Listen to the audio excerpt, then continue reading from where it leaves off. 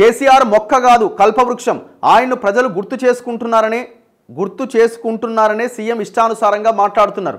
మాజీ మంత్రి హరీష్ రావు ధ్వజం. హరీష్ రావు గారు, మీరు ఎంత తక్కువగా ఇంకా మీరు ఆ ఫ్యామిలీ భజన చేస్తే మీ రాజకీయ జీవితం అంత మెరుగ్గా ఉంటుంది. మీరు ఎంత ఎక్కువగా మీ బామ్మారిది అరెస్ట్ అవుతుందని చెప్తే ఆయన ఇంట్లోకి పోవుడు, మీ మామకి ఏమైనా ఇబ్బంది అంతా ఊకాన్ని భుజాల మీదకి ఎత్తుకునుడు, మీరు ఇప్పుడు ఇది చేసి మీరు కొంత పలచనయ్యారు. మీరు మీ క్రెడిబిలిటీని కోల్పోతున్నారు. సో మీరు దయచేసి ఆపితే మీకున్న హార్డ్ వర్క్, మీకున్న ఈ దీంతో కొంత ఏమైనా మీరు రాజకీయంగా నిలదొక్కుకోవడానికి అవకాశం ఉంటుంది. ఆలోచించండి. ఎన్నిసార్లు మోస్తారు? వాళ్ళ కొడుకు కూడా మోస్తలేడు కదా మీరు మోసినట్టు.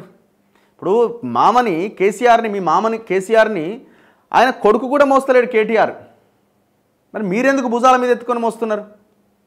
కేటీఆర్ ఆయన మాట్లాడుతున్నా వాళ్ళ ఆయన గురించి.